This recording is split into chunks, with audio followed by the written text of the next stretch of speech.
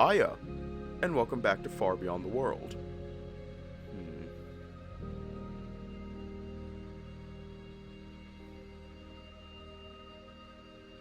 I think one of the few visual novel games where you actively get rejected by the love interest.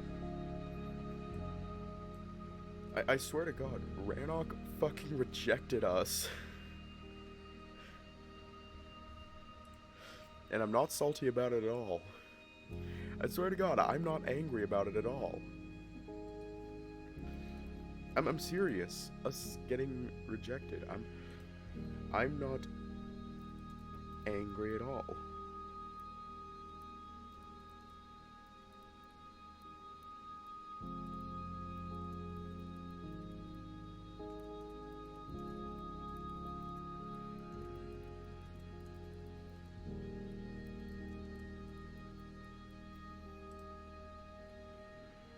I'm extremely pissed off and my anger knows no bounds. I'm serious, I'm not angry at all. Let's just hop right in. I have to admire his self-discipline, as getting out of bed is almost like an uphill battle for me. What's this all about? Rannoch points to my makeshift barricade as he rubs his eyes. I thought it would prevent, I wince uncomfortably. Oh. The wolf mutters sleepily. Oh! He almost shouts out in sudden realization. I can return to sleeping in the kitchen if you'd like. He proposes nonchalantly, and this time I'm the one shouting out in panic. No! No! That is the last thing I want you to do. Well, this makes things a bit weird, though. Oh, I'm so sorry. Yeah, I'm so sorry about that. I do not know what was... I'm sorry, I didn't even know.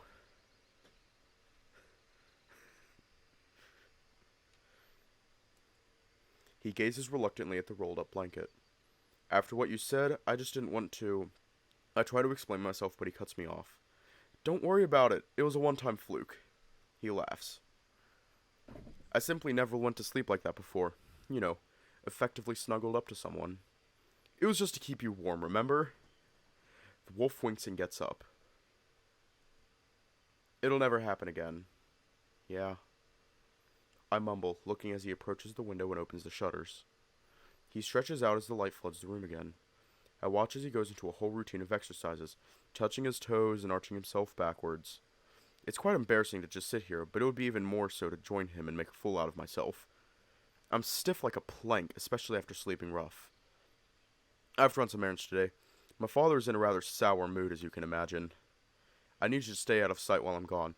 Although you're allowed to stay in the village, you're still kinda controversial. Yeah, I figured.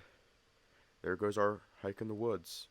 Don't worry, it's not permanent. Not if I can help it.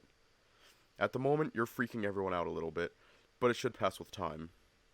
I'm not happy about being cooped up in this house any longer, but I don't exactly have a choice in the matter either. I'm working with Verissa on a plan to smooth things over. Once that's done, you'll be introduced to the tribe proper. And that means... let's worry about it when we get there. He snorts, rubbing his nose. That's another non-answer, as usual. I should start getting used to those by now. He walks away into the kitchen, and I decide to follow. We take turns with the water bowl, and during my wash-up I realize my teeth feel rather coarse and my breath is not what I'd like it to be. Do you guys clean your teeth at all? Perhaps with a brush or some paste? I swear, that theory about you being a lost human noble begins to check out on a near regular basis. The male laughs, approaching me with a teasing smirk. Ain't risking it. He presents me with a little birch twig. It's flesh young and juicy. Grind the end with your teeth and then use the bristles to clean. He demonstrates, gnawing on an imaginary twig. I shrug, no longer questioning this Renaissance fair I'm living through. In truth, it's actually all quite interesting. The twig has a rather pleasant, fresh flavor, almost citrusy, in fact, and to my surprise, it's quite effective in what it's supposed to do.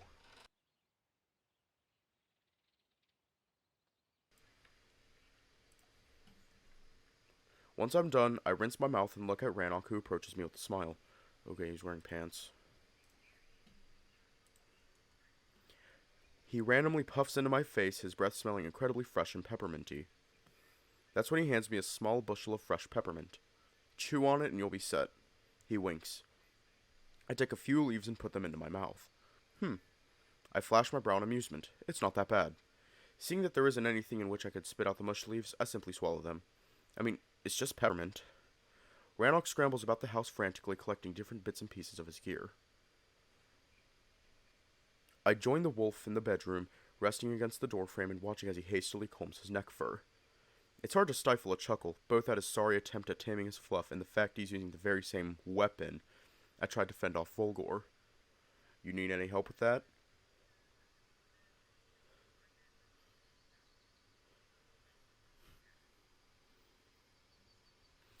One Rannoch's father barging in on Rannoch and Salen giving me Ad Astra PTSD. That gave everyone PTSD. I swear to God, Ad Astra just gave everyone PTSD. It was awful.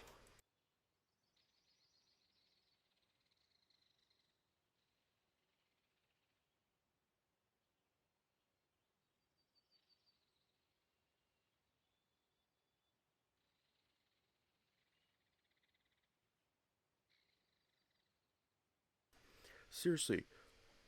And Verissa's a strong, independent woman. Would you really? He sounds almost pleading. Sure, why not? I approach the wolf, who passes me the comb with slight embarrassment in his eyes. I'm in a bit of a hurry, so this will be great help. Don't worry about it. I snicker, sinking the comb into his lush neck. At first, I'm worried there will be some tangles to struggle with. I wouldn't want to pull too hard as to not cause pain. However, his fur is well kempt. You think you'll take long? I ask while running the comb from the back of his head to the base of his shoulders.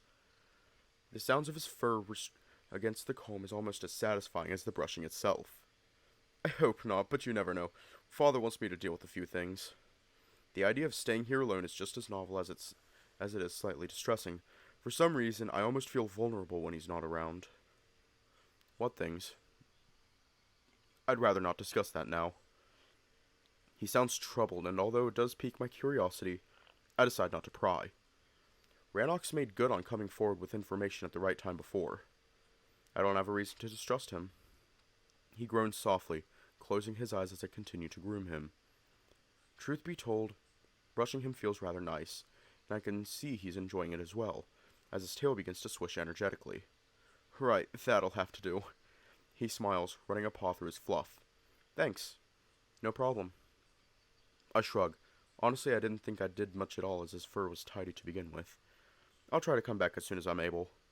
Verissa should check on you later today to change your dressing. Before you go, I would need to use the facilities. The wolf blinks. The facilities? What are you talking about? Oh no, he's making me spell it out for him. I really hate that I have to announce my toilet breaks. It's really awkward. I need to water the bushes. Oh!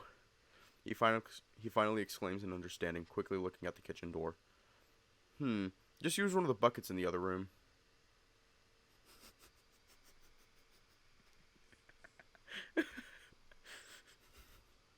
Now I'm the one who blinks. You can't be serious. Are you telling me you're doing your business in a bucket? What? No. Then what made you suggest me doing it? Well, I assumed you just needed to pee. But if it's the number 2, then...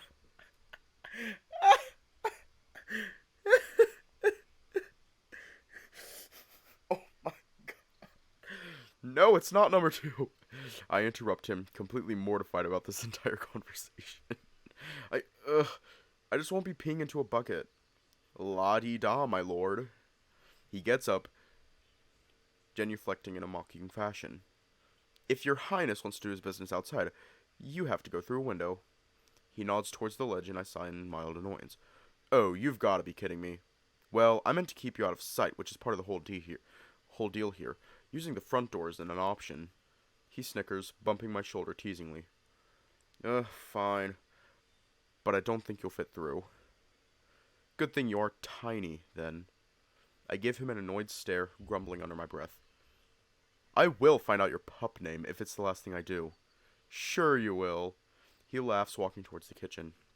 I'll meet you on the other side. I shake my head and approach the sill, slowly pulling myself onto the ledge. Once I'm up, I look around for any sign of the wolf. It takes him a while to walk around the house. Once he arrives, he extends his paw, helping me down from the ledge, all the while smiling as I clumsily clamber over. This is ridiculous.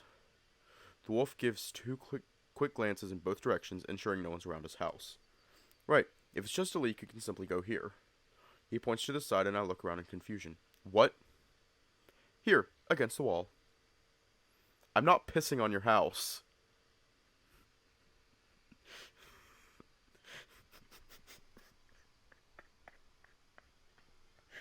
I swear to God. I huff defiantly at the suggestion. What does it matter? I don't care, and the house won't mind. I stand still, not even acknowledging it. Daw, are you a shy peer, is that it? He asks mockingly. I'm not a shy peer. Well then, prove it. A challenging smirk stretches across his muzzle and my mouth opens wide. What? Here, I'll show you how it's done. Oh my God. Oh my God. He snickers and turns to the side, slowly undoing his pants. I quickly throw my gaze into the distance, shielding my eyes with the hand. No, don't show me anything! The wolf only chuckles as I hear a stream splash against the wall. Ugh, dude! I mutter in annoyance, walking some distance away from him. You are a shy peer! And you're a shameless one! He knows how to make me feel uncomfortable, that's for sure. Eventually he joins me, still tidying up his pants. Oh my God. Once he's done, I can see his arm swoop to embrace me, but I manage to evade his grasp at the very last moment. Nope, you're not touching me with those paws until you wash them. I didn't piss on them. Rannoch scoffs at the suggestion. I'm serious.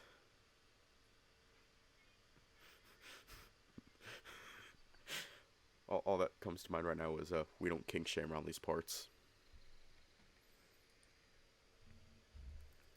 Rannoch, buddy, don't worry.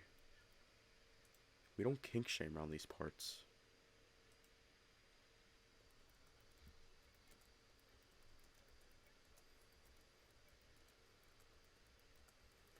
We don't kink shame around these parts.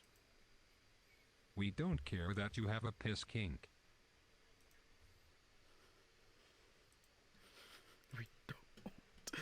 I'm serious. He laughs, shaking his head and giving me an amused shrug. As you wish, my lord. Just take me to the toilet, please.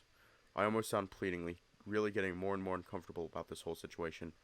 The outhouse is a little bit further ahead, he says with a worried tone. I'd rather no one see you. You sure you can't just muster the courage to go here? Is this the only privy in the entire village, or are you expecting people to be queuing up to yours in particular? Fine, cut the snark. The wolf shakes his head and waves at me to follow. He walks few paces through the bushes until I can see a small shed nestled between the trees. Right, here it is. Yep. I nod, pretty much having my worst suspicions confirmed. I look around almost as if hoping that another toilet more suited to my needs materialize out of the blue. But I quickly realize there's no other way around it. Okay, now if you won't mind. I sigh, shooing him away with my hands. I don't know about this. I'd rather stay close. Oh God. Oh God. Oh God.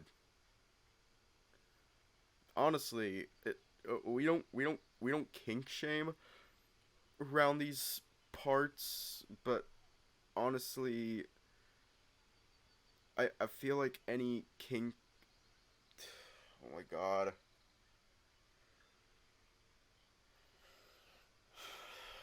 I'm just gonna stop right there. I don't know about this. I'd rather stay close.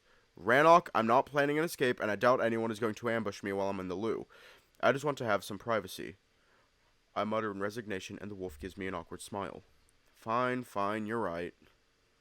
Sorry.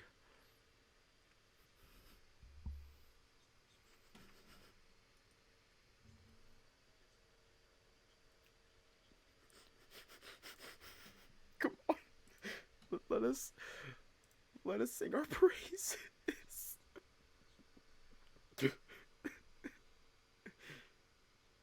Jesus loves me as I know, for the Bible tells me so. Little ones to him belong. They are weak, but he is strong. Yes, Jesus loves me. Yes, Jesus loves me. He backs down slowly, and I take a deep breath. This is going to be the least favorite part of this entire misadventure.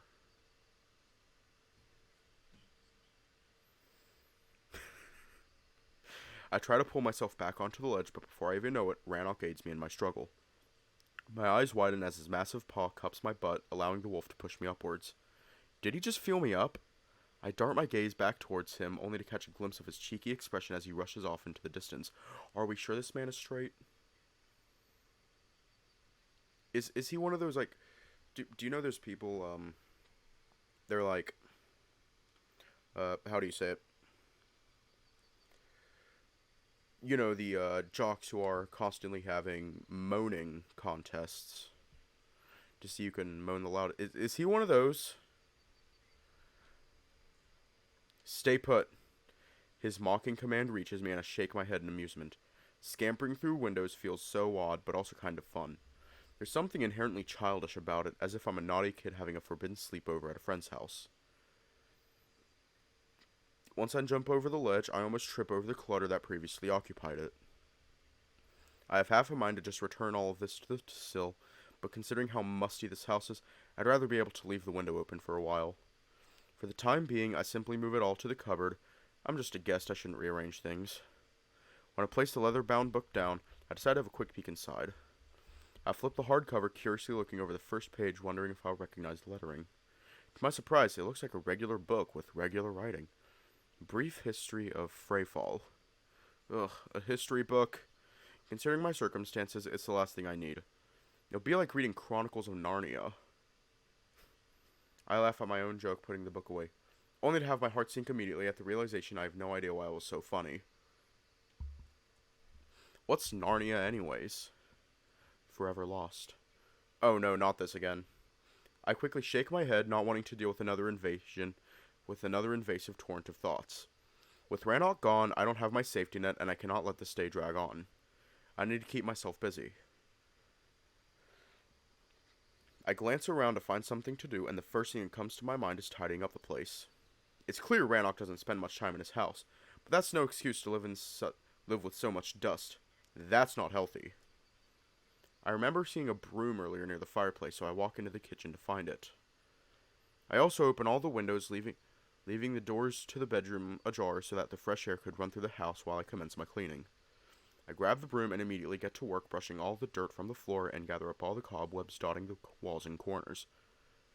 Over time, I begin to collect a small heap which I only grow by brushing more and more dust from all the different nooks and crannies.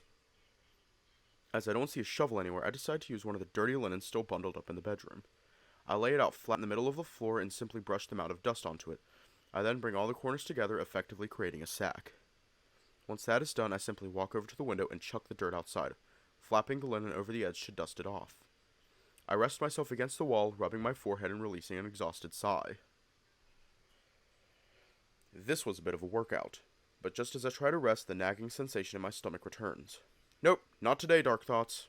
I won't let you overwhelm me, even if I'll have to clean this house inch by inch. Holding the dirty cloth in my hand gives me an idea.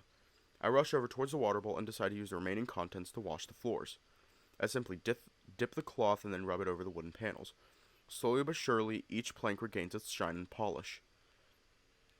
I almost thought this was naked wood, but turns out it was only dull because of all the dirt and grime. The draft makes cleaning that much easier and pleasant, with cool breeze gently kissing my skin. I stop now and then to nibble on what remained from my breakfast. I don't know how long I spent on my knees, cleaning the floors. Might have been 2 or 3 hours, but eventually I end up back in the bedroom, finishing the last panel. I stretch out, feeling the pain in the back of my hands, but also a sense of pride at the fruit of my labor. I use whatever water was left inside to clean up the surfaces, dusting off everything with a damp cloth. I could see some stray wolves passing by the windows from time to time, taking a curious gander inside. I guess they just want to sneak a peek at the human, and I can't blame them. Had the roles been reversed and I learned one of my friends had a werewolf inside their house, I would have done the same. As the afternoon turns into evening, I admire my handiwork. The cottage looks quite homely now, and just as on cue, I hear knocking at the door. For a moment, I wonder whether I should actually answer. That's when the familiar cold voice reaches me. Piglet? I sigh through a smile, quickly opening the doors. Got some food for you. The black male stands in the doorway holding in his paw a loaf of bread and a string of sausages. Thank goodness, all this work was making me quite hungry. Not to mention I just lost my only source of occupation that allowed me to steady my emotions. Will you stay with me for a while? The black male regards me with a risen brow, clearly surprised by the suggestion. Don't worry, it's not an immoral proposition. I jest. I'd like some company now that everyone knows I'm here. It should be fine, right? Desperation doesn't suit you, Piglet. He scoffs, walking past me and entering the cabin. I hastily close the door as the wolf approaches the table and inspects one of the tankards. Might as well grab a beer if I'm to pup sit you. He teases, looking at me expectantly. Sure, if there is any. I shrug, looking around the kitchen. Vulgore points towards a barrel standing in the corner of the room. Guess Rannoch's home is pretty well stocked up. He always stashes the good stuff. Vulgore passes me the mug, shoving it into my chest. I guess he expects me to fetch the beer for him. I just shrug and decide to play along. As I approach the barrel, I notice it doesn't have a tap, but I can see the lid has a handle on it. I lift it up and submerge the mug in the dark liquid. As I bring it back to Vol, he has already seated himself comfortably at the table, his gaze clearly darting around the house in mild amusement. I see Rannoch has found himself a little den wife. What? I blurt out, blush appearing on my face almost instantly. It was extremely dirty in here. Mm-hmm. He croons teasingly, taking a gulp of ale and sliding the bread and sausage across the table towards me. Seriously? I don't want to get allergies. It's enough that there's fur everywhere. I can do without dust. What's allergies? He asks indifferently, catching me off guard. Fuck, how do I explain it? It's when your body reacts badly to certain things, like getting a rash or a stuffy nose. I propose, grabbing a knife and cutting off a thick slice of bread. The wolf gives me a skeptical look as I enjoy the wonderful aroma of a freshly baked loaf. Dust makes you ill? He scoffs, taking another sip. Well, it can. Fur as well, but so far I'm fine. To be fair, I can't recall if I ever was allergic to fur or dust, but I'm not going to admit I cleaned the entire house because I'm slowly losing my damned mind. I was simply tidying up, because the last thing I need is getting allergies. Especially since it's spring, there's plenty of pollen in the air. Vulgore puts the mug down and drills his gaze into me. Flowers make you ill as well? Fuck me, might as well just roll over and die. I curl my lips, staring at the ceiling. You're not a human, you wouldn't understand. Do beastmen even have allergies?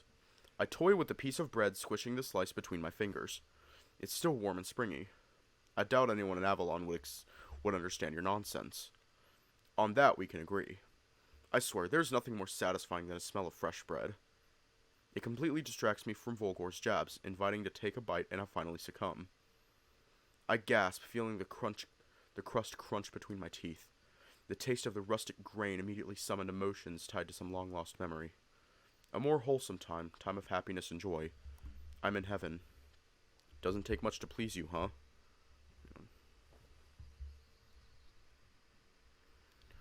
I stepped on the mic cord. Here we go. The wolf comments on my obvious satisfaction with a slightly troubled expression. You have no idea how much I wanted some fresh bread. It's almost as if you read my mind. Actually, it was Rannoch's idea. He looks at the window. Oh? Ever since he found you, he was learning about humans.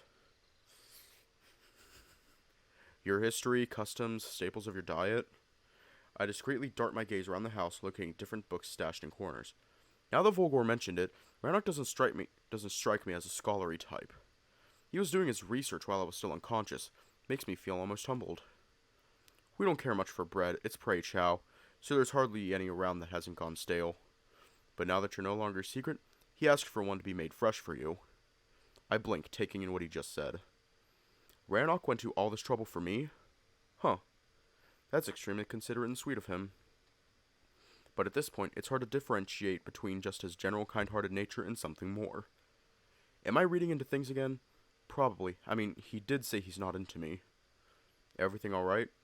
The black male asks idly as he quickly takes another thirsty gulp from his tankard. Yeah. I smile, biting into the bread again. As I chew, I grab the knife and cut off a piece of sausage. I give it a quick sniff before stuffing it into my mouth. Only now I notice that the wolf has been avoiding looking at me for quite a while now. I almost choke trying to swallow my food through a laugh. Dude, you stabbed me. Being an experienced butcher, I'm sure you've seen worse things than me eating. Wanna bet? He sneers teasingly, giving me a side eye. I just shake my head in amusement and continue with my meal. The sausage is nice, but a little too garlicky for my taste. However, I'm not going to complain about free food. All of this is extremely wholesome and makes me feel warm inside, as if an echo of my past tried to scream through the shroud of my amnesia. I've had to enjoy a homely meal like this before. I just sigh, relishing this sliver of good memory. We sit like this for a while, Vol simply finishing his ale and not saying much. He doesn't seem to be much of a talker, but I don't mind. His company alone allows me to steel myself against any nagging feelings stalking the recess of my mind. I just wish I had something to start a conversation with. Despite the bandage looking rather gruesome, you seem to be doing fine. Oh, yeah. I smile awkwardly, reminded that the dressing is pretty much red and crusty. Well, you did a good job. I rub my side to put him at ease. It looks worse than it feels, that's for sure. Vol readjusts himself, patting the hilt of his dagger. Since you enjoy it so much, I could do it again. He gives me a satisfied grin. At this point, it's hard to tell whether he's teasing or being serious, but I decided to just laugh it off. One has to wonder if you're not into it, considering how you almost begged to get skewered. I roll my eyes, giving him a stern look as the joke becomes slightly tortured. What do you want about? The chief? He asks mockingly. I've heard Rannoch's father nearly cut you open like an actual pig.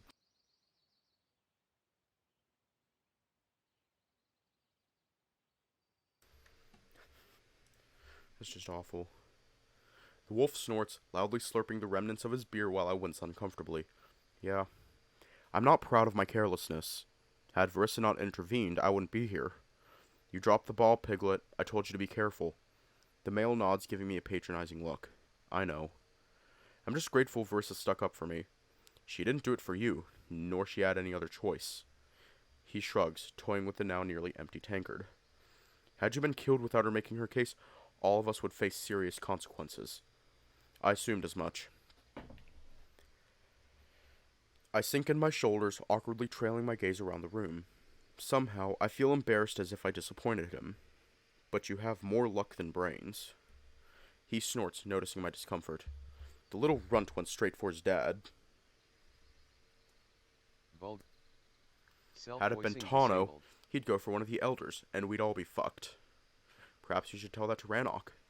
I mutter, immediately recalling my conversation with the wolf. He seems to hold a grudge against his brother. Why shouldn't he? The pup is nothing but trouble. The black male scoffs in annoyance. He's still his brother, half-brother, and siblings don't mean much to us. He waves his palm patiently. Each of us is expected to have multiple pups, most of which with a different partner. So the only reason to keep track of all the blood relations is to not accidentally bugger one of them. He lets out a loud snort, as if the idea amused him. Yeah, Rannoch's told me as much. Their way of life is definitely much different to what I expected. Why are you worrying about that pup anyway? He has nothing to do with you. I just worry. I wouldn't want Rannoch to take it out on him. Psh, 2 peas in a pod. The black male scoffs, slushing the remnants of his drink around the cup. What do you mean? You and Rannoch. He shrugs, taking the last gulp of his poison. Worrying about strangers who get you into trouble is exactly what started this whole mess. Then you know I'm right, because saving me was a kind thing to do. Kindness is what gets people killed. The black wolf nods towards the other tankard on the table. Are you going to have one? I look at his risen brow. I'm not much of an ale drinker. Which one?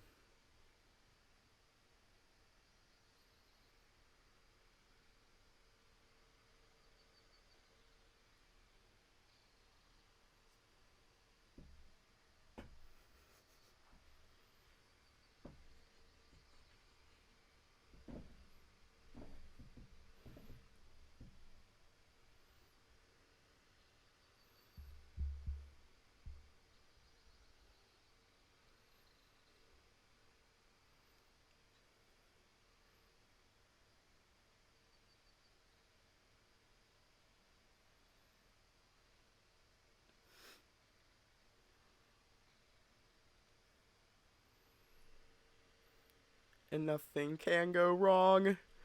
But I guess I can humor the wolf. Yeah, sure. Then be a good servant and fill mine up as well.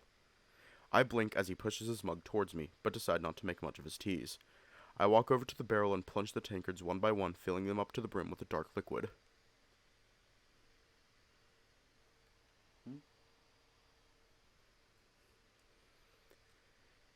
It's almost as black as coffee. Ooh, coffee would be great, but something tells me that it would join the likes of salt and soap, another frivolity to tease me over. Bro, coffee's amazing. I place the tankard next to the black wolf and he picks it up.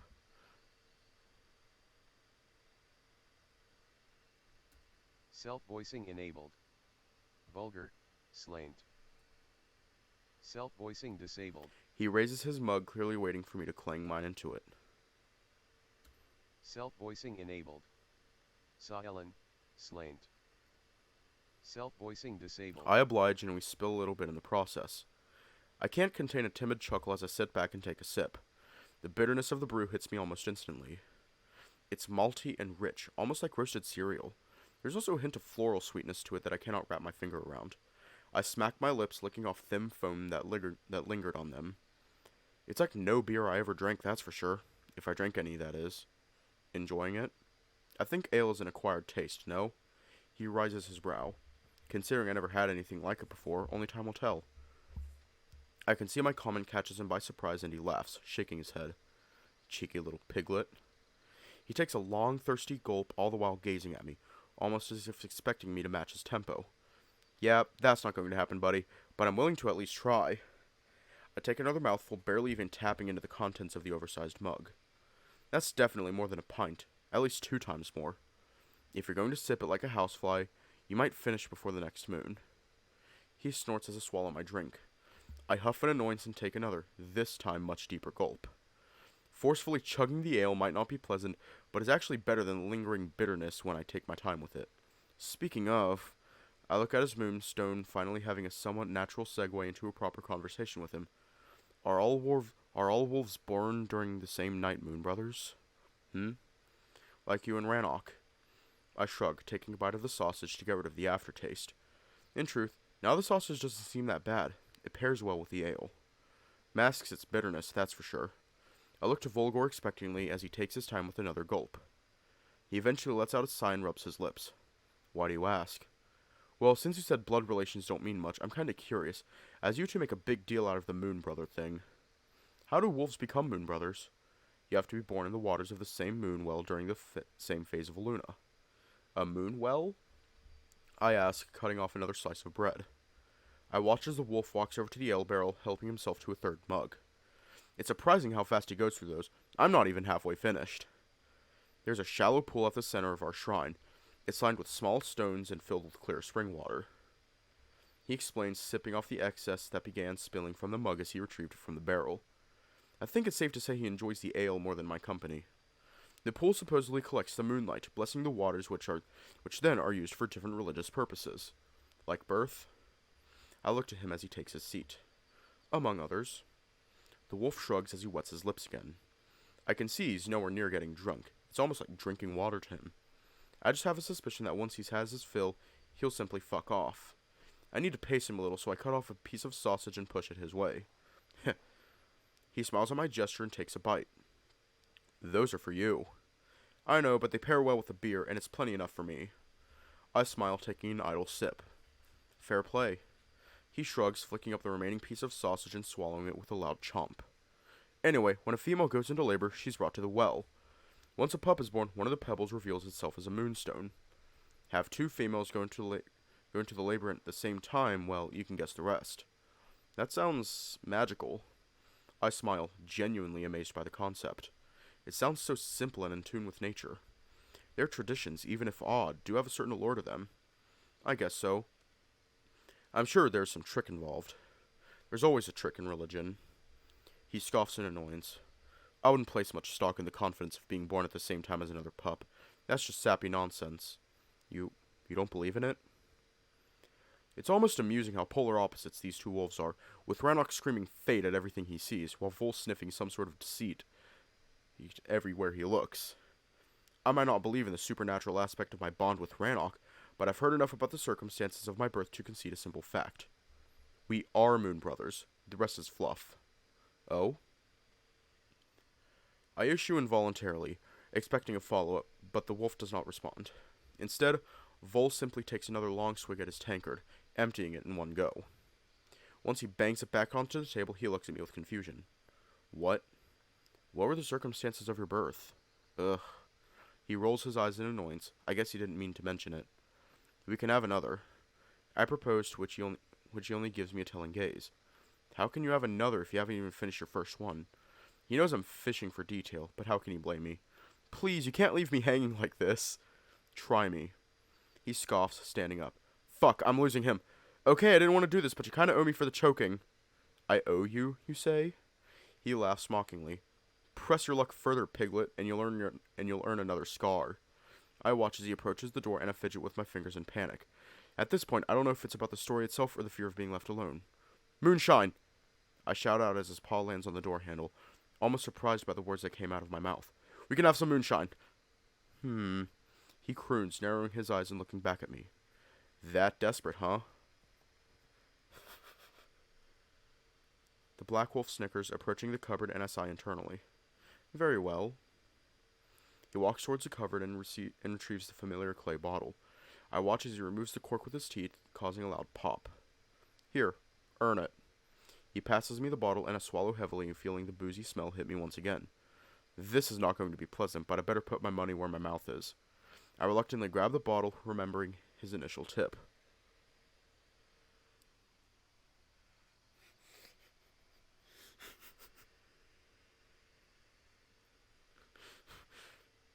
That honestly does seem kind of accurate. I tilt my head back and allow a large gulp to slush straight into the back of my throat, swallowing deeply. He mutters in amusement, seeing as I manage to stomach 2 long swigs. Not bad for a suckling. He guzzles down nearly twice as much as I did and passes me the bottle again. It takes all my willpower not to wince as I force myself to take another gulp. Once I put the bottle down on the table, I quickly stuff my mouth with a piece of sausage. Well then, why are you so insistent? He reaches for the bottle and takes another swig. I just want to get to know you. There's nothing worse than a needy drinking buddy. The bottle slides across the boards towards me, especially if they cannot keep up. I narrow my brows defiantly, taking a long gulp of the booze. I'm not really paying it any mind at this point. It stopped burning as it used to. Oh no, it all went wrong. I bang the bottle on the table and look at him angrily. I can keep up, don't worry. This is going to blow up in her face. I look at him expectantly, to which he simply shrugs. I didn't agree to anything, did I? Ah, come on, not fair. Life ain't fair, piglet. Better get used to it. Come on, Vol, don't be like that. Ugh, Verissa's right, you talk too much. Especially for someone with the death penalty over their head. The tribe already knows I'm here. Yeah, would be a shame if they found out you can speak as well. He nods towards the opened windows. Oh shit. Vol chuckles, watching me scramble to close them one by one. Relax, piglet, it was just a joke. No one would dare to eavesdrop on us while I'm here. Not even Hal? I stop my frantic efforts, looking at him with worry. Especially not Hal. He ain't the bravest pup in the pack in this tribe, and in this tribe, everyone knows to stay the fuck away from me. Maybe in time I can teach you that as well. Mighty curious how for a preykin you seem to have very little survival instincts. I roll my eyes, annoyed he caused my heart to pound like a drum. Thanks, I really needed a good scare. I mumble, returning to my seat. Heh, it wasn't a scare, piglet. You are as clueless as an actual livestock. If anyone around finds out that you're ready for the knife, it's off to the chopping block. Again, I roll my eyes, this time at his apt apology. Thanks, noted. Simply, keep the windows closed when talking with Rannoch would suffice. You should cut the talking to minimum, really. This cottage became a talking point, and there will be plenty of noses sniffing about. Anyway, time for me to go. He stands up and takes a final gulp from the clay bottle. Stayed here long enough as it is. Why? Afraid other wolves will think you're enjoying the company of another kin? I'd grumble, thinking it was a jab at me. As if I care what others think. I simply can see you've got your hands full. He looks around the clean house. Rannoch's dirty laundry won't clean itself. You dick! Besides, you're all out of booze. He tips the bottle over and let it roll towards the edge of the table, forcing me to rush in to catch it before it crashes against the floor. Nice one. He winks at me in approval as he pulls out the front door. Verissa should be with you in a bit. Try not to get killed between now and then. The black wolf nods and leaves the house. With Vulgore gone, I'm faced again with the dreaded feeling of loneliness. No, not loneliness, but being alone. For whatever reason, I feel almost under siege when there's no one around me. I need to occupy myself, and with the growing fear inside my chest, I have to do it now. I quickly glance at the cupboard, remembering that Vol mentioned Rannoch did some research on my kind. Considering my morning conversation with the Grey Wolf, it might be a good idea to try and find out more about my people. At least it'll be something to do. I approach the cupboard and pick up the topmost volume. It's bound in gilded red leather with a large golden plate dotting its cover. The emblem is diamond-shaped and has a stylized paw print pressed into it. Looks awfully expensive, that's for sure. 6 Tribes of Turnin. As I flip through the pages, it seems to be some sort of a chronicle. There are different names written into it, supported by dates and details relating to them. It's a long and boring roll call of people long dead, going by the way the pages aged. Nope. This one's of no use to me, especially without context. I mean, there might be some human names in there, but then again, how would I know? Also, the paw print on the cover tells me it's rather unlikely. I place the book down and pick up a blue tome which lied beneath it. It's much larger, even though more humbly decorated. The Great Tiger Rebellion. Another history book, and this one obviously not about humans. I wonder why Rannoch has it. Surely it didn't aid him in his research. I'm about to put it down when I realize these wolves kept bringing tigers up an awful lot. Might be worth giving it a quick read. I set myself down comfortably, browsing through the book. It's a hefty volume, and I don't feel like reading it whole. Not to mention, by the looks of the sun in the sky, there's little daylight left anyway. I skim the pages as briefly as I can, each of them filled with dates and names that meant nothing to me and which are gone from my mind the moment I read them.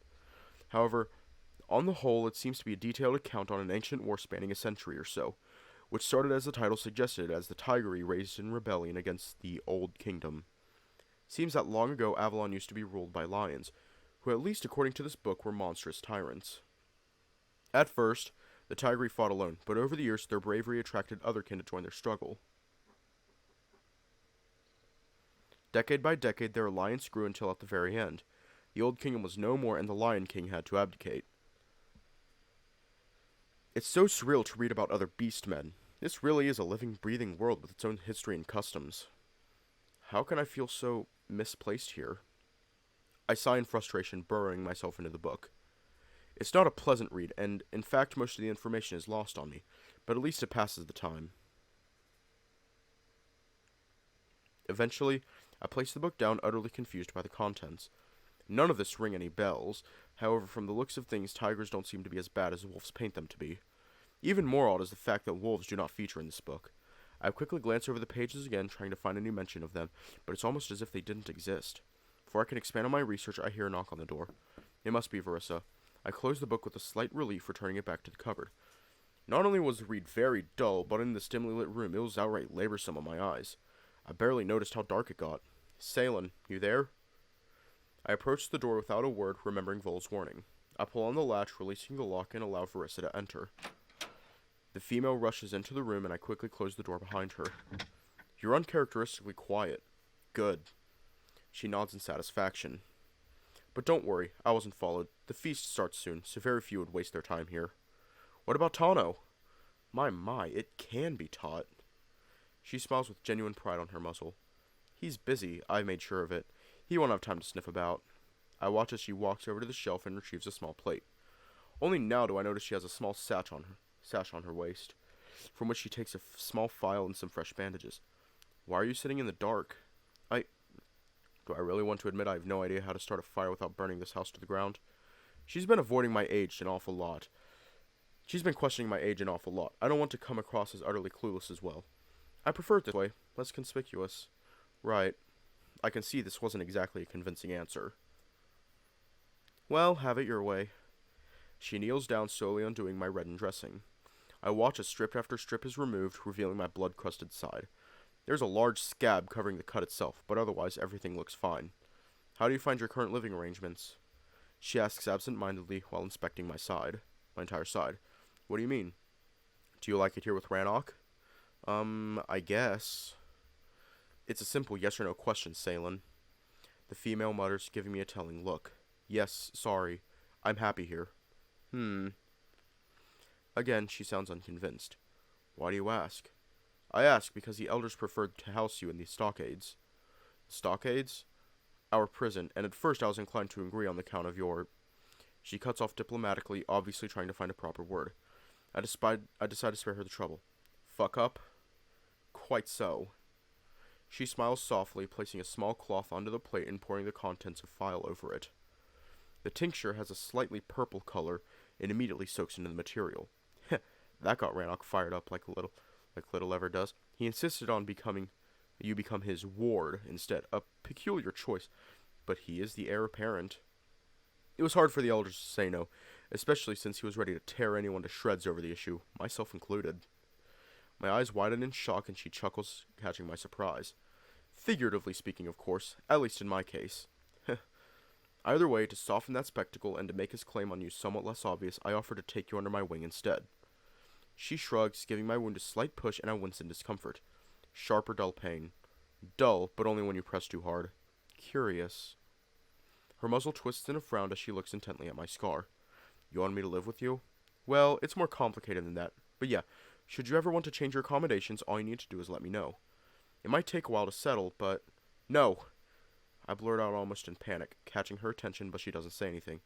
I'm really happy here. Rannoch takes good care of me. Indeed. The female narrows her eyes ever so slightly, but enough for me to register that little shift. Although, thank you for letting me know. I'll keep it in mind. She begins to wipe my side, clearing it all of the dried blood, and I feel slight tingling, followed by stinging. I wince in discomfort again, but she pays me no mind. Her brow is still narrowed in focus. Technically, you're under house arrest, and as much as it doesn't sit well with me, as it doesn't sit well with Rannoch, I'd rather go more subtly about it. I just want you to know that you have a choice, as limited as it is. Thank you, Verissa. That means a lot. Once the entire side is cleaned, she pokes slightly at the scab. Does it hurt? I shake my head. Good. She continues to wipe the scab, washing away much of the dried blood and reducing it in size until she reveals the fresh wound beneath. She then pours the remaining contents of the file directly over it, causing me to seize up in pain. It's okay, don't touch it, she says softly, grabbing the clean dressing and covering the cut. So, you guys getting along okay? Does that surprise you? A little bit. Why? Call it female intuition and personal experience. Rannoch can be a little much at times. Yeah. I try to chuckle, ignoring the pain radiating through my entire left side, but I still come across as slightly unnerved. Seems like I'm onto something. I didn't become a shaman for nothing, you know. She begins wrapping my side with clean strips of bandages, making sure that the new dressing sits nice and tight on my skin. I watch as she works her paw around me in silence, but eventually she forces me to speak up. Well then, you're going to tell me? It's nothing really. I just struggle with reading that wolf. He's very forward, not that I mind. It just takes me by surprise half the time. She pauses her task and looks at me with slight surprise. Quickly, however, that surprise is replaced with a knowing smile, and she returns to bandaging me up. That's Rannoch, all right. I swear, that wolf never stopped being a pup. He was playful and teasing ever since we were little. Not to mention, he's a massive flirt. I almost choke on that remark. Sometimes I think he doesn't even realize it. It used to drive me insane, but then I understood it's just how he is. At the end of the day, he's a flatterer. He loves to flatter others just as much as he likes to flatter himself. Yeah, sounds about right. I nod awkwardly. Don't let that fluster you. That's what he's after. If you ignore his teasing, he'll quickly get bored and move on to other jokes. As a last resort, you can just slap his ears. Moon knows it's long overdue. Problem is, I don't think I want him to move on to other jokes, nor do I think those are just jokes. Perhaps it's just his way of coping with his extremely oppressive society. That, or I'm again reading into things as is typical of me.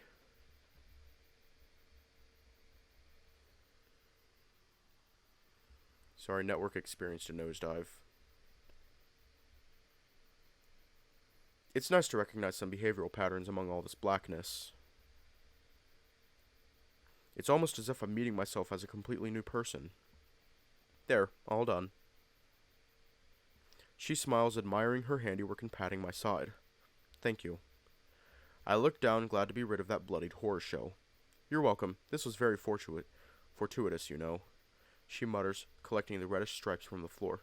What was? You started bleeding almost as if on cue. Made the whole scene so much more believable. Well, I wasn't acting. He did wolf handle me a bit. The female laughs at my poor joke. Yes, but still, seems the ancestors really did look after us on our little gambit. Which is a good omen for sure, as we need all the help we can get to see this through. Thus, I'll be burning those at the altar as well. She wiggles my old bundled bandages. That's the key to my protection here, right? Sort of. They're an offering to our ancestors. It's done when one of us is gravely wounded as a sort of intercession. One of you? I emphasized to let her know the distinction wasn't lost on me. Drastic times call for drastic measures. Either way, only a shaman can do this, and only a shaman can determine if the offering was accepted. So here we are. Was it, though? Accepted, I mean. She looks at me a bit shocked that I would ask such a question. Her troubled expression leaves me feeling slightly queasy, making the answer all the more obvious. Nobody knows what the future holds, Salem. Only time will tell. But for now, everything turned out all right. I gave her a slight smile, nodding softly towards my patched-up side. Well, as all right as it could possibly could, all things considered. She chuckles, and I watch as she slowly packs up her things. I follow her with my gaze as she returns the plate to the shelf, feeling a void growing in my chest. The same nagging feeling of desperation fills my heart, and I know another panic attack fast approaches. She's about to leave, and I really don't want her to. Before I manage to say anything, she gives me a worried look. What's the matter? Why is your heart racing? Fuck, I keep forgetting about the creepy ability. However, in this instance, it saves me begging another person to keep me company. I'm fine. Sorry, just slightly anxious. Well, it's to be expected in your situation. It wasn't exactly a peaceful experience for you these past few days. She pulls up a chair and sits down at the table, looking at me with a soft smile. I can stay with you for a bit. Not long, though. I'm needed at the feast. It would be a great insult if I left the chief hanging at the dinner table. Is Rannoch going to be there? I ask, worried he'll be held up longer than I would like. Last time he returned quite late. No. She smiles, again giving me this unnerving knowing look. He was pretty adamant he will come straight to his home after his patrol. Oh, he shouldn't have. No, he shouldn't. The female agrees with a quite serious tone. However, she quickly chuckles it off.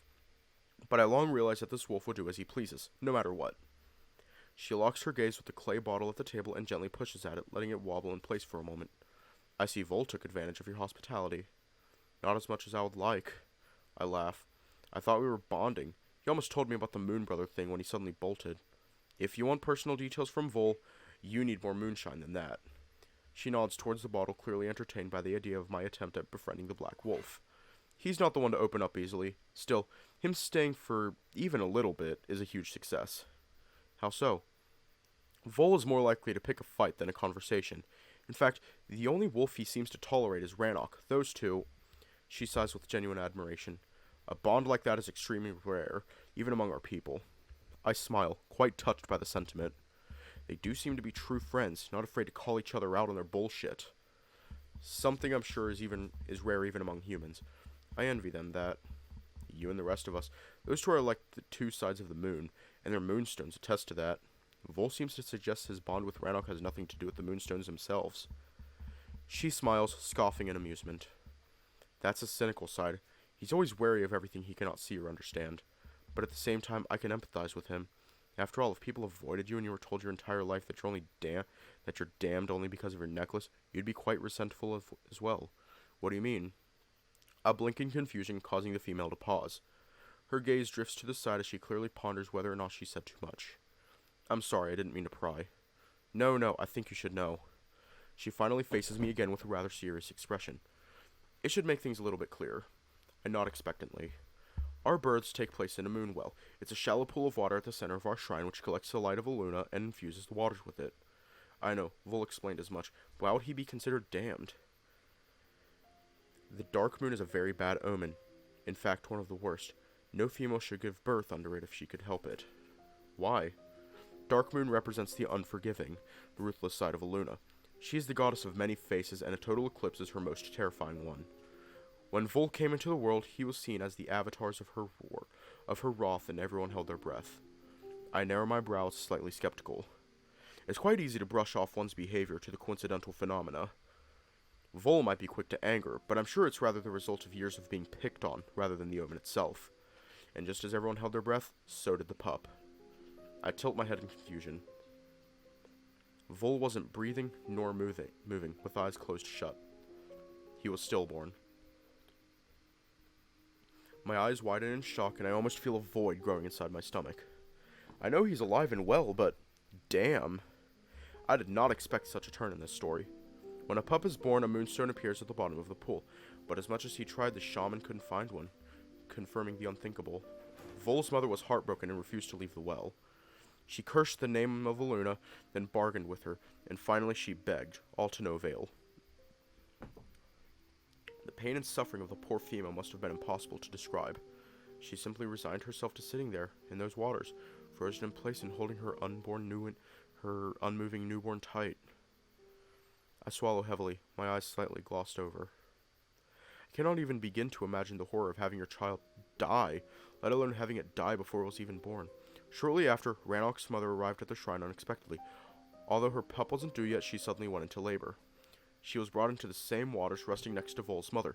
Just as the last slivers of darkness departed Luna's ever-changing image, another pup came into the world. Rannoch's very first yelp caused Vol to finally stir to life and open his eyes. Their first glances weren't to their respective mothers, but to each other instead. A subtle smile stretches across my face. Within the same moment, the shaman picked up both stones together, one fully black and the other fully white. It was almost as if Vol was waiting for his brother to join him, refusing to enter this world alone. That's absolutely beautiful. It's hard to hide how moved I am by this story, but Verissa doesn't judge. In fact, she only smiles, nodding in agreement. It is, and so is their unique relationship. They are the two sides of the same goddess, one full of hatred and coldness, the other loving and forgiving. I chuckle, awkwardly rubbing my cheek to remove a stray tear. I can certainly attest to their polarity from first-hand experience. Ever since those two were at each other's side, inseparable, just like Mother Moon intended. Nothing would get between them. It would seem not even you. I look at her confused. Why would I get between them? I would never... You already did. Vol is extremely duty-bound. He would do anything for his people. As an outsider, you were a major threat. Every instinct in his body told him to kill you outright. But... She paused, sighing through a smile. Vol would sooner die than betray Rannoch or cause him pain. That sort of loyalty cannot be bought. You are the greatest test of his devotion. And that devotion is the only reason why you're even alive. The female takes on a more serious tone. Make no mistake, Salen, Vol tolerates you because Rannoch is dead set on you. If not for Rannoch, he would have killed you without a second thought. I wince uncomfortably, the feeling of utter confidence in the black male slightly weakened. I always knew it's Rannoch whom I owned my life. I just never realized how true the sentiment really was. Vol might be too blind to see it, but your fate was already decided those 2 decades ago when as a frail pup he refused to draw his first breath. Fate doesn't happen overnight. It's laid out from the beginning of time until the end of the world. That is why it's so hard to see it at times. That is why it's near impossible to read it without any sense of certainty. You're basically gazing into eternity, hoping to catch a specific moment in time. She pauses, letting the words sink in, and I'm dumbfounded. Everything she says is true. Had Vol not forged his connection with Rannoch, I would have never woken up in this cabin. This is also why I cannot always give a clear answer. Even I have to wait until the truth reveals itself to me, and that takes time and patience. One just has to observe and listen. You're alive because seemingly unrelated events happened at different times, forming a very specific pattern. She vocalizes my own thoughts, causing me to blink in realization. That's what Rannoch said. Fate is a lot of things falling into place in just the right way. I quote the Grey Wolf, almost surprised at how profound his wisdom was. Verissa closes her eyes and smiles, betraying a hint of pride. Well, I'm glad to hear he's not just a goof around you. He's not as bad as you make him out to be, I mutter defiantly. You think I don't know that? She laughs me off. He's my friend.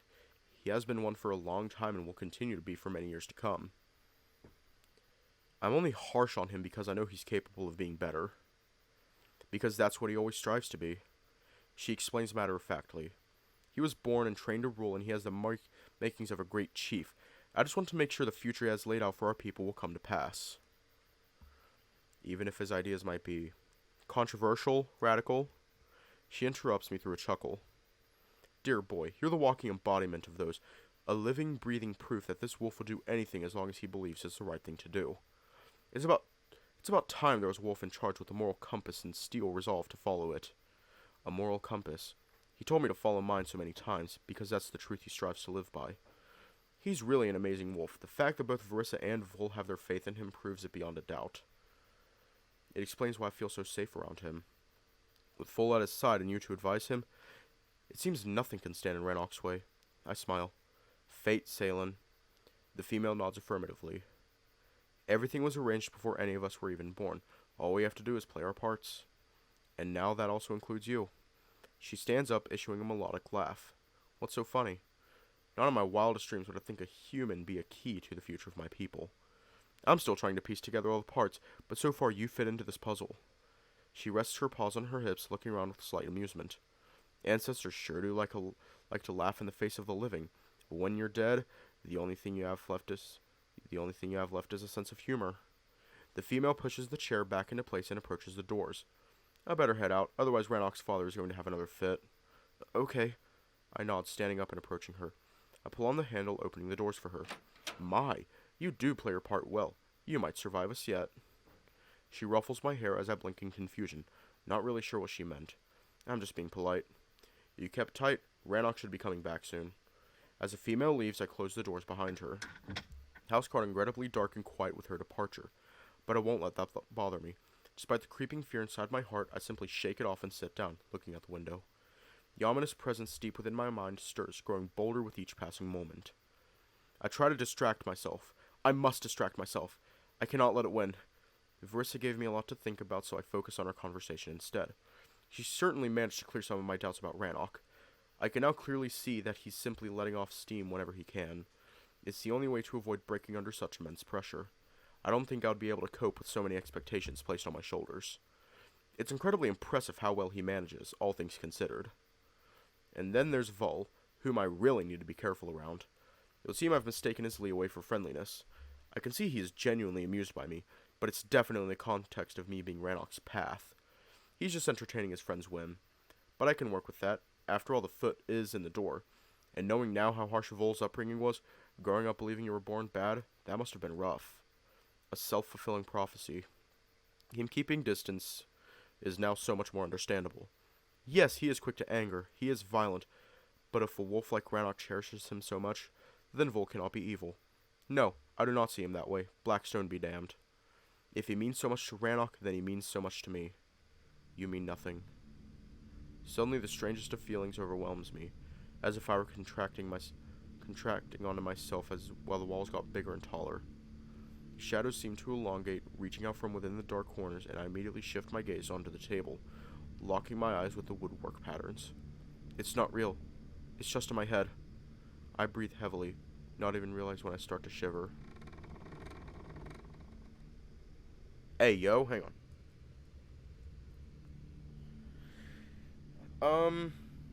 This is some Alice in Wonderland bullshit.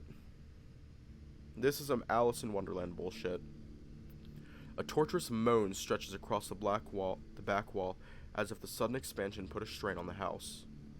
It feels like the room twists and contorts with the walls closing in on me. Get a grip, Salen. I grab my head, pleading with myself. I know this is just my panic attack, nothing more, but the sound continues almost as if trying to prove me wrong. Stumbling to my feet, I nervously look around the room. I feel so small and insignificant, as though I shrunk and lost at least half of my height.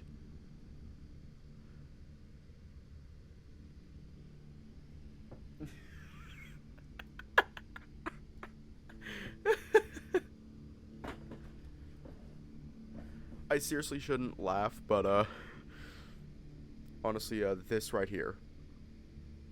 That was amazing. I was undersized for this place before, but now it looks as if I can't even reach the table anymore. What is going on? My feet move back as I retreat from the kitchen, but when I feel the room to begin to spin, I simply run into the bedroom and slam the door shut. Fuck this! I slump down, resting my crying face into my knees. Fuck this shit! This isn't normal. My tears flow like waterfalls. I'm bawling my eyes out, and I realize that if I allow my wailing to continue, I will draw unnecessary attention to myself.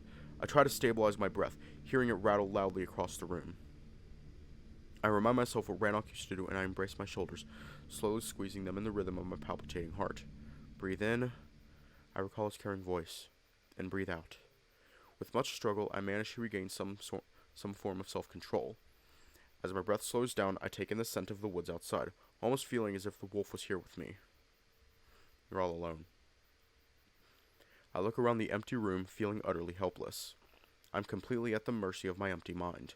I don't even know what the hell is wrong with me or why my emotions spiral out of control so violently. One thing is certain, I'm alone in this world. With each passing day, it becomes clearer that I've lost everyone. My family, my friends. Surely I had those. My life, such as it was, is now gone, replaced by whatever the fuck this is. My sanity cannot rely on Rannoch forever, but for the time being, that wolf is the key to keep whatever the hell is going on with me in check. I don't have a choice but to lean in. I try to swallow, but a lump sticks halfway down my throat. I notice the jug of water on the cupboard and I get up. I pour myself a cup and drink thirstily. I'm parched and a realization finally dawns on me. It must have been the booze. Oh no, it all went wrong!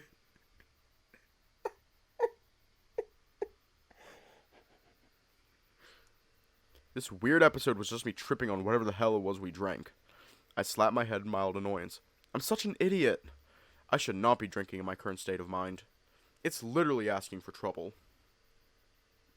I finally compose myself and take a deep breath, glad to find a reason behind all this madness. When I look around the dark room, a slight unease fills me once again.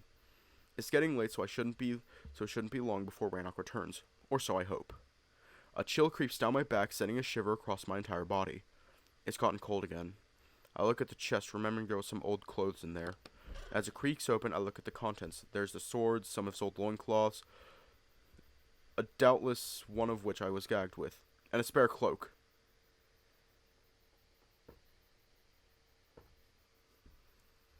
I pull it out and flap around to straighten the fabric. It's clean for the most part, I take an idle sniff. Woo! It's musky. Very musky. I drop it to the floor. That's like a whole week of extensive workouts. But then again, I reluctantly trail the empty room. It looks so foreboding and unwelcoming. Being stuck on my own in this dark old house only makes it easier to surrender myself to despair and longing. Despite the sweaty smell, the cloak does remind me of him, almost as if a piece of him was still here. And it is cold. I sigh and pick up the cloth, wrapping it around my shoulders. It's so snug. Feels as if he himself embraced me. Maybe a bit exhausted after a spar, a bit stinky, but still very much smelling like the forest.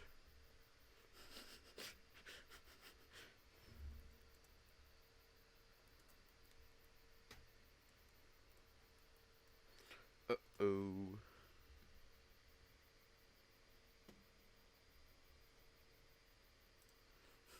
All that came to mind was this. Stinky. Stinky.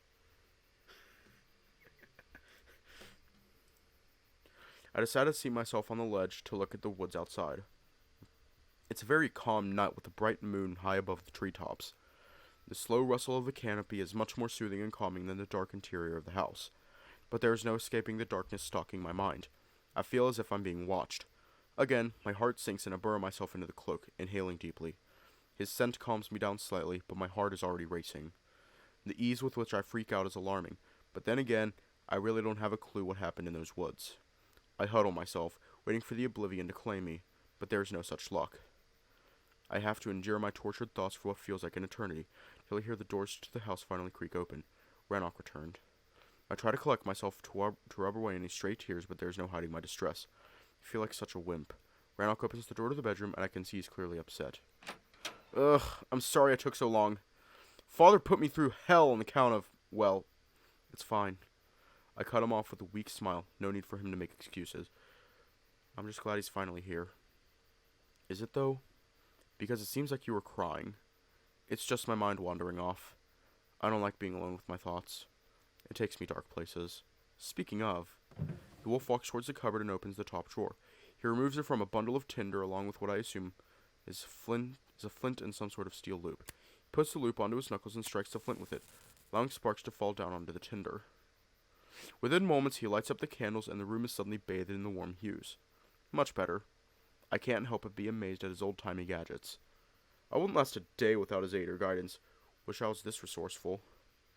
I'm extremely tired. Had a rough sparring session today, he mutters, rubbing his shoulders with pain clearly visible on his muzzle. But I wouldn't mind staying up a bit. We could grab some ale. I propose, remembering how Vol commented on the quality of Rannoch's beverage. He must enjoy to have a barrel full of it. Yeah, we could. The wolf smiles. And I could get that for you. I nod towards his shoulder, but he didn't seem to understand my intention. Oh? I can try and massage it while I relax. Heh, that does sound nice. He smiles again, but quickly his expression fills with embarrassment. I don't want to take advantage, though. How could you, if I'm the one offering? I smirk, jumping off the ledge and rushing towards the kitchen. I'm not much of an ale drinker, but I will humor the wolf. He seems to have had a rough day. As I fill our mugs with dark brew, Rannoch builds the fire. He huffs repeatedly as the tinder placed beneath the logs, slowly encouraging the flame to climb higher. I bring the filled tankers to the table, observing him intently. It would be useful to learn his method, the sooner the better. Could you teach me how to do this? I ask, once the flames danced merrily inside the hearth. Sure, there's not much to it. He nods, joining me at the table. This is the fire striker. The wolf places a metal loop in front of me. He makes sparks by striking it at the edge of the flint. He then plops down a small, glossy-looking stone. If you do that repeatedly on top of tinder or kindling, eventually you get fire. I always have some laying around. Top drawer in the bedroom. He points behind me at the cupboard in the other room. And here, underneath the hearth. The wolf looks down, drawing my gaze to a heap of twigs and hay hidden in the niche beneath the stove. Thanks, I'll give it a try tomorrow. You better. I don't want you to wait in the dark until I come home. That's not good for you. Yeah. I laugh awkwardly, not really keen on discussing my little freak-out. Since he's finally here, I'd rather focus on making the most of it. As he plops comfortably down, grabbing his mug, I stand up and walk behind him. He follows me with his gaze as I begin to softly knead his shoulder. Offered you a massage, didn't I? Yeah. He muses, closing his eyes and enjoying my rubbing. I'm not exactly an expert, but I can simply follow cues from his body. I apply as much pressure and force as it takes to draw a grunt from him, letting up and changing spots when I can see he's getting too worked up by it. Feels good to be at home. He croons in pleasure, a soft growl reverberating in his playful words draws a slight blush from my cheeks. He mistakes my embarrassment for something else and quickly turns to face me with a regretful expression. I'm sorry, that was stupid of me. What? I blink in confusion. All you must be thinking about is getting back home. And then I throw a comment like that. I smile at his train of thought. He's being considerate to a fault. It's fine, really, I know what you meant. I will take you back, I promise. He insists, his gaze full of determination. I know. I reassure him. I have absolutely no doubts about his intentions, but I'd rather not talk about my forgotten home right now. I simply nod towards my hands, letting him know that I want to return to the massage. He sighs, shaking his head in amusement, and rests back against the chair, allowing me to access his aching muscles. Well, sort of. I still have all this gear in my way. It would be easier if I take this off. I knock on his shoulder pad. That eager to undress me, huh? The wolf chuckles, causing me to gasp in annoyance, only to remind myself that teasing is just in his nature. I shall play along. We'll see who breaks first. If that's what you like to think. I shrug, approaching him from the front and sinking my fingers beneath the plate to fill up the latch. I can see embarrassment paint across his entire muzzle.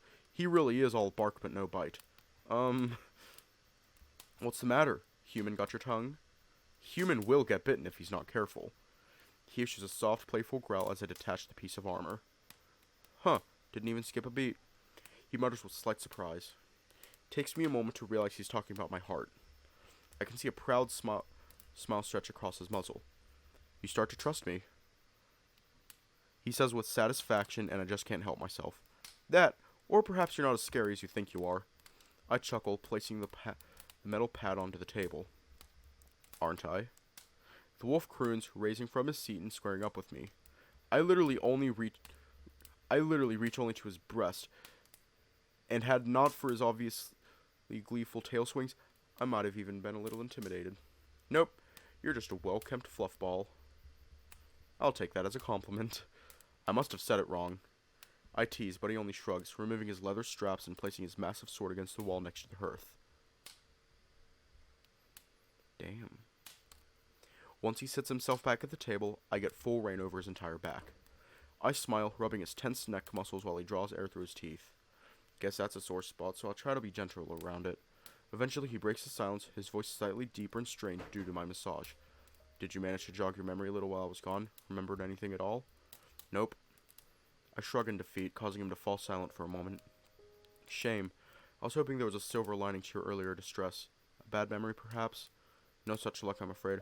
My distress seems to be entirely of my own making. Literally, it's all just in my own head. He burrows deep into his thoughts as I continue kneading his shoulders. In truth, it feels almost therapeutic for me, not to mention I get to feel up all of his muscles. He's almost like a walking anatomy model. You worry about your memory, I get that. But I'm also glad I get to show you a bit of our life. He mutters, taking an idle sip of his ale. Perhaps this way you'll be able to see the rest of Avalon through my eyes. It's quite something, I tell you that. Being able to experience it anew almost makes me envy your memory loss. He laughs merrily, while I push slightly harder against his shoulder in punishment for making light of my situation. As he grunts softly under my workout, I simply pretend it was unintentional. Have you ever been outside of this forest? I ask, moving my hands down to his shoulder blades. Outside of Turnen? Is that what it's called? He nods, drawing air through his fangs in pain as I find another bruised spot. When I was little, I snuck out of the village, hid inside an herb sack in one of our caravans headed for Strandbard. I suppress a chuckle imagining the scene. He was a troublemaker since birth. So that's where your scent comes from. I propose cheekily. My scent?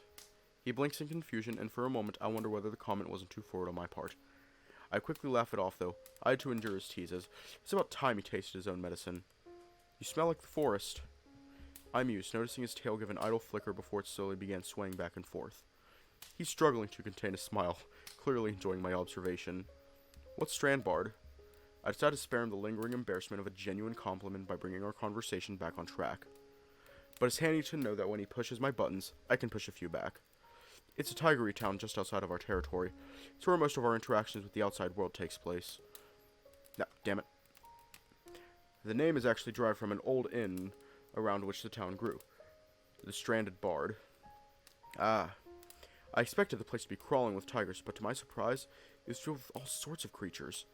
There were lions there, sylvan folk of all shapes and sizes, even lynxes and wolves. I muse, easing up on the workout to try and imagine those various beastmen.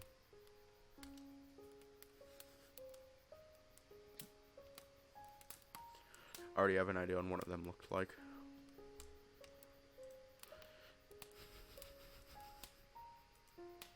Let me just pull it up.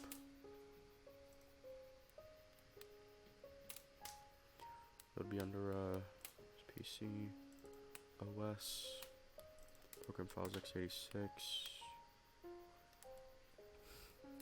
Steam Apps, Common, Nekojishi, Game,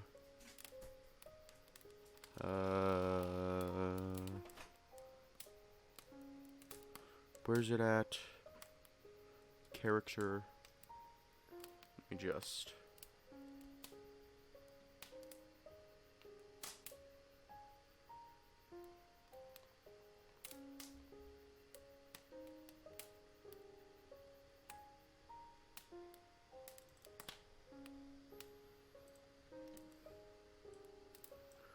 Well, now we don't have to imagine. I'm pretty sure one of them might have looked like this.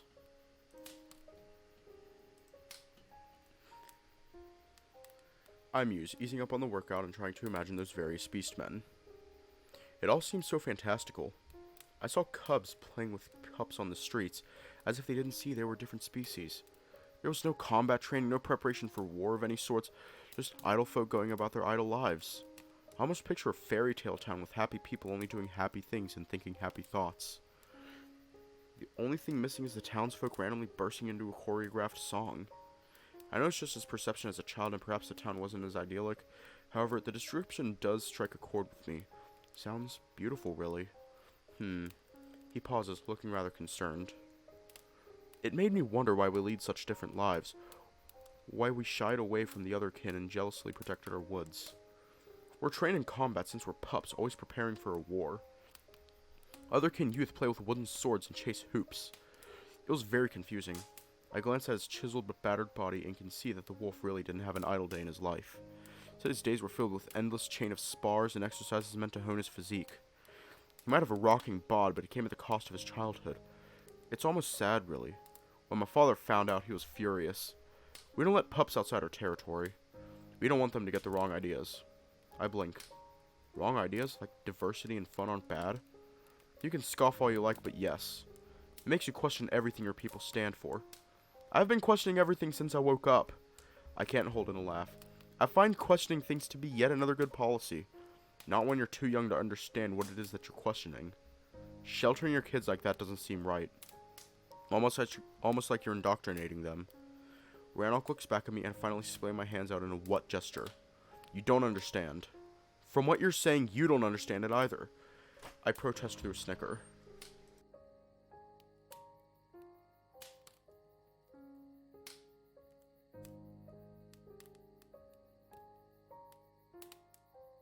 Oh my god, I'm getting sleepy. I know we don't let the young ones out. For the tribe to be strong, their resolve needs to be strong. The other kin don't need to worry about wars. There's millions of them. They have plenty of soldiers, even if most of their people have never seen a weapon in their entire life. There's maybe 100,000 of my kin left within these woods. We need to keep our wits about us to hold on to what we've got left. I frown, slowly losing my hope that Rannoch is that much different from the rest of his people. From what I've heard so far, they seem to be highly militarized, almost totalitarian society. So you agree with this? Pups fighting with swords rather than playing with toys? Is that what you really want? I don't want our people to be weak, but I also don't want them to continue this course. Avalon changed, and we should change with it. I want to see what the Tigers did with their supremacy over the continent. If indeed the Alliance of Tigeron is a fellowship of equals, it's painting itself to be. Or just another lie, like the rebellion where we traded one overlord for another. Immediately I remember the book I browsed through. I almost want to engage with the topic, but eventually I just sigh looking at my hands still needing his strange shoulders. This is all really weird, like a fairy tale. Talking beasts, castles, and queens. A little girl comes to my mind. She's lost in a strange world and her only way home is to simply follow the lead no matter the madness. Through the looking glass. I chuckle, knowing I even had my own off with his head encounter just the day before. Huh? Nothing. I shake my head looking back at him.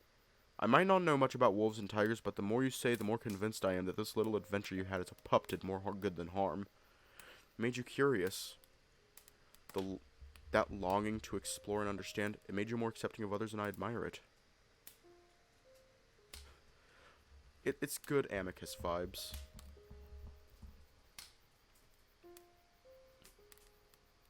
It's good Amicus vibes. He stretches out with a satisfied grin. Thanks. I'm also glad we'll get to share this little adventure together, learning from one another. Damn right! Rannoch cheers, raising his mug and spilling a little bit of his brew. I roll my eyes in slight annoyance.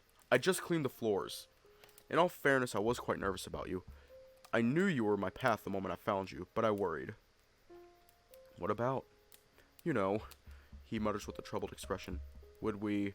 He interlocks his fingers in a jigsaw gesture and I laugh. And did we? I smirk, causing his eyes to narrow. Okay, I think you're confusing overconfidence for an attractive trait. As the kettle said to the pot, I quote right back, pushing playfully on one of his muscles, and the wolf widens his eyes in shock. Our joint laughter fills the room, and I return to soothing his aching back. I must admit, it feels nice to be able to talk with someone so openly. No matter the subject or what our respective position is on the matter, we always manage to return to a common ground. It's an amazing quality. This wolf, there's something about him that I simply adore. Damn, this feels good. I bet. A sly smile paints across my face as I bask in his praise. That is, until I see a...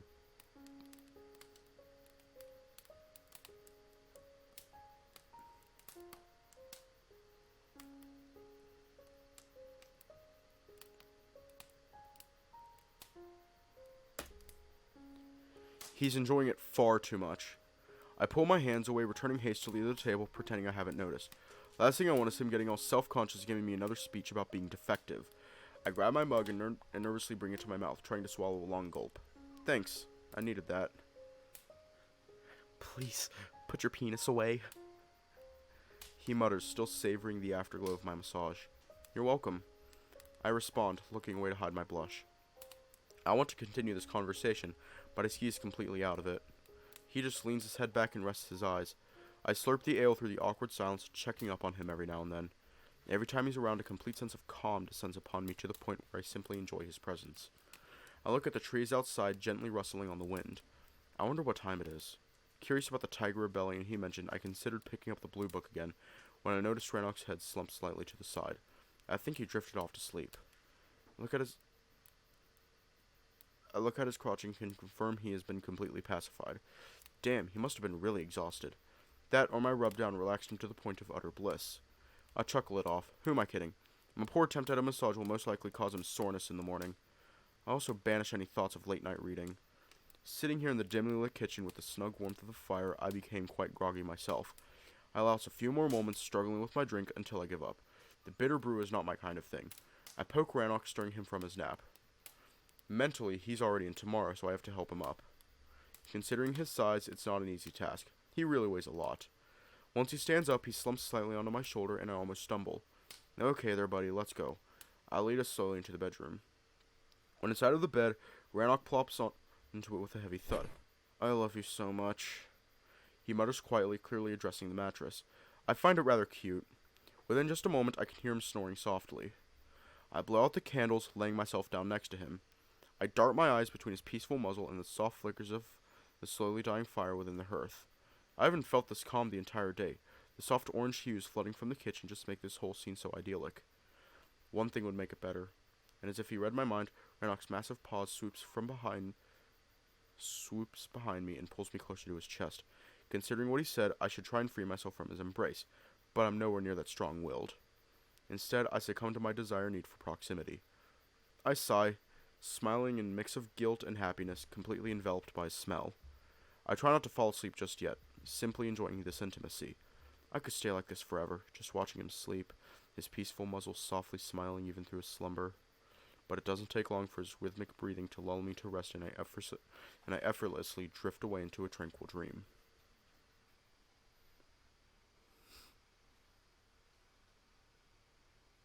I spend several hours buried snugly in the memory of his warm embrace, which carries me through the night. Eventually, I'm stirred awake by gentle shaking on my shoulder. Ain't no biscuit, I ain't risking it.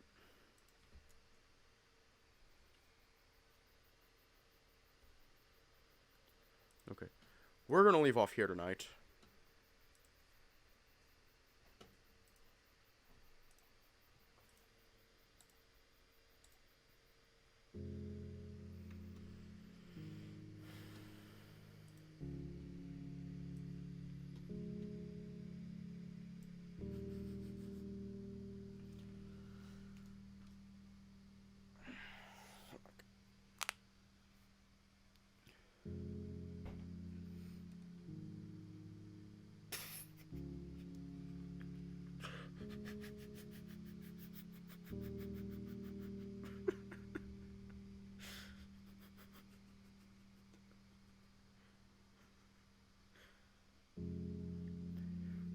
Okay.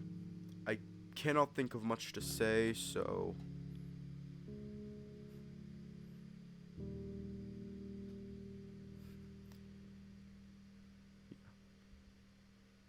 Yep, cannot think of much to say, so... Head off, stay safe, have a good night, and I'll see y'all tomorrow.